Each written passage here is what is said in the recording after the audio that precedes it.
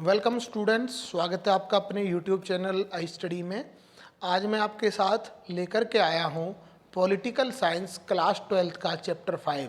Chapter 5 का नाम है the challenges to and restoration of the Congress system, Congress प्रणाली और पुनर्स्थापन। इस वीडियो के थ्रू हम एक मॉक टेस्ट कंडक्ट करेंगे। जो मॉक टेस्ट है वो एक नंबर वाले जो प्रश्न हैं उन पर बेस्ड है। एक नंबर वाले प्रश्न पर ये जो है आधारित है और ये बहुत ही बेनिफिशियल होगा स्टूडेंट्स के लिए जो बच्चे सीबीएसई या हरियाणा बोर्ड या किसी भी बोर्ड से 12th बोर्ड एग्ज़ाम की तैयारी कर रहे हैं। और एज़ पर एनसीईआरटी की सिलेबस के अकॉर्डिंग ये चैप्टर जो है चैप्टर 5 आपके उसमें बुक में दिया गया है। 12th बोर्ड एग्ज़ाम्स के स्टूडेंट्स इससे अच्छा प्रिपेयर कर पाएंगे। और प्रीवियस 1 to 4 चैप्टर के जो वीडियोस है वो भी मैं ऑलरेडी अपलोड कर चुका हूँ। प्रत्येक क्वेश्चन का हम डिटेल एक्सप्लेनेशन करेंगे और मॉक टेस्ट आपको मदद करेगा आपकी वास्तविक स्थिति जानने में। तो आइए शुरू करते हैं। किस प्रधानमंत्री ने बिना संसद गए अपना त्यागपत्र दे दिया था?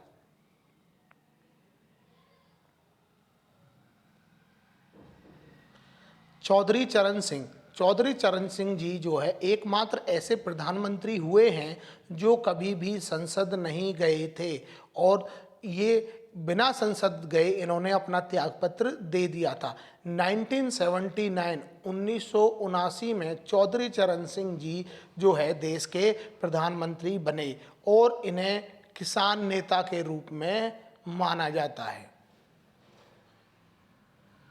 गरीबी हटाओ का नारा किस पार्टी ने दिया? किस पार्टी ने दिया?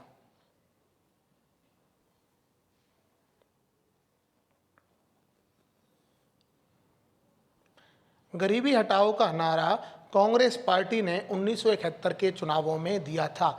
1971 के चुनाव 5वें लोकसभा चुनाव थे, 5वें नंबर के लोकसभा चुनाव थे। इससे पहले जो आम चुनाव हुए थे वो सबसे पहले 1952, 1957, 1962 और 1967 में हुए थे। इसके बाद 1971 में हुए थे और कांग्रेस पार्टी के इस नारे का लोगों पर काफ़ी प्रभाव पड़ा और 1971 में कांग्रेस पार्टी की जो सरकार बनी और इंदिरा गांधी जो है प्रधानमंत्री बनी थी, इंदिरा गांधी जी। आया राम गया राम का मुहावरा किस बात से संबंधित है?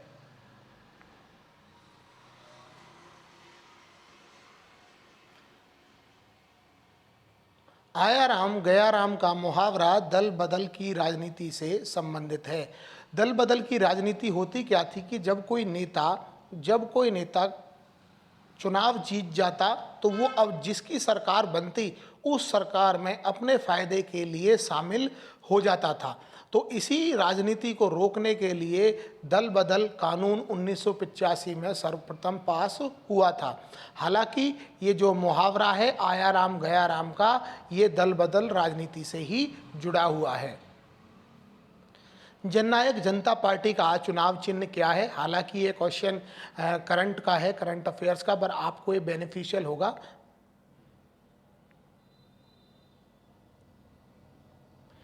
जननायक जनता पार्टी का चुनाव चिन्ह है चाबी। जननायक जनता पार्टी जो है जो कि 2019 में बनी और वर्तमान में दुष्यंत चौटाला जी इसी पार्टी से चुनकर हरियाणा के उप मुख्यमंत्री बने। भारत के पहले प्रधानमंत्री की मृत्यु कब हुई? तो भारत के जो पहले प्रधानमंत्री थे वो थे पंडित जवाहरलाल नेहरू।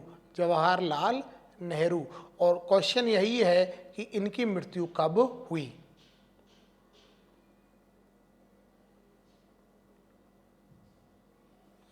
तो इनकी जो मृत्यु हुई है वो हुई है मई 1964 में। भारत के दूसरे प्रधानमंत्री कौन थे? तो पंडित जवाहरलाल नेहरू की मृत्यु के बाद सन 1964 मई उनकी जो है मृत्यु हो गई थी। तो उसके बाद दूसरे प्रधानमंत्री कौन बने थे? तो श्री लाल बहादुर शास्त्री जी भारत के दूसरे प्रधानमंत्री बने थे। आपसे पूछा जा सकता है कि इनसे पहले कौन थे? पंडित जवाहरलाल नेहरू। और जवाहरलाल नेहरू के बाद कौन बने? श्री लाल बहादुर शास्त्री। लाल बहादुर जी की मृत्यु कब हुई?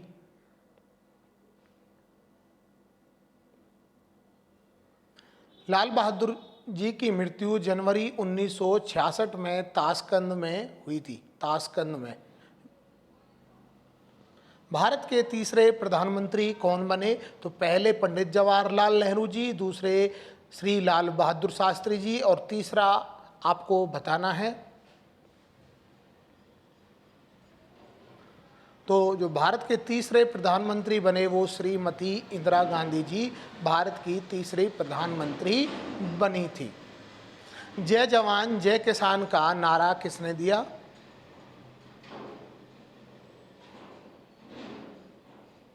जय जवान और जय किसान का नारा लाल बहादुर शास्त्री जी ने दिया।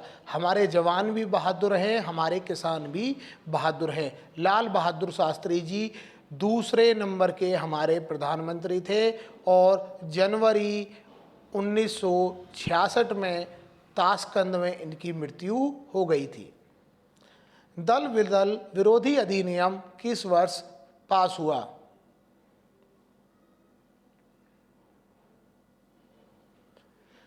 दल बदल विरोधी अधिनियम 1985 में पहली बार पास हुआ। इसके बाद एक और बार ये अधिनियम पास किया गया है। तो आप मुझे कमेंट करके बताएंगे कि वो कौन सा साल था जब दल बदल विरोधी अधिनियम को दूसरी बार पास किया गया। पहली बार इसमें कुछ कमियां रह गई थी। इन कमियों को सुधारने के लिए दूसरी बार इस अधिनियम को पास किया गया। आपको कमेंट करके मुझे बताना है कि कौन से साल में पास किया गया था। भारत के पहले उप प्रधानमंत्री कौन बने?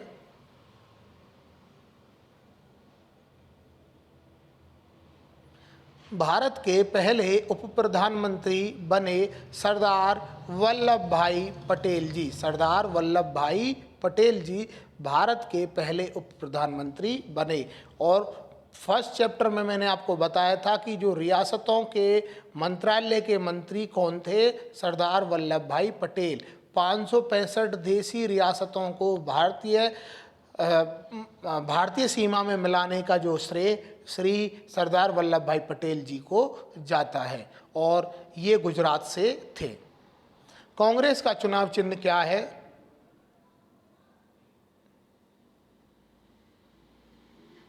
कांग्रेस का चुनाव चिन्ह है हाथ का पंजा। कांग्रेस पार्टी की स्थापना 1885 में मुंबई में हुई थी।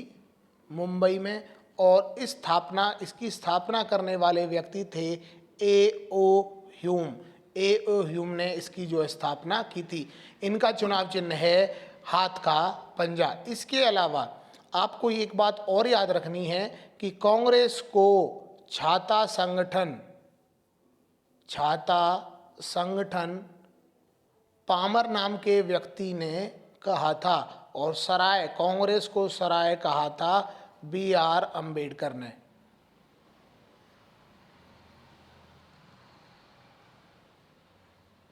श्रीमती इंदिरा गांधी की हत्या कब हुई?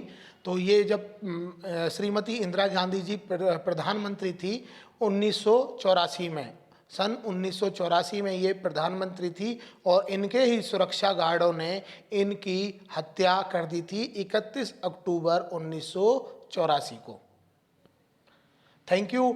उम्मीद है कि आपको वीडियो पसंद आया होगा। प्लीज़ वीडियो को लाइक करें, शेयर करें और चैनल को सब्सक्राइब करें। Thanks for watching.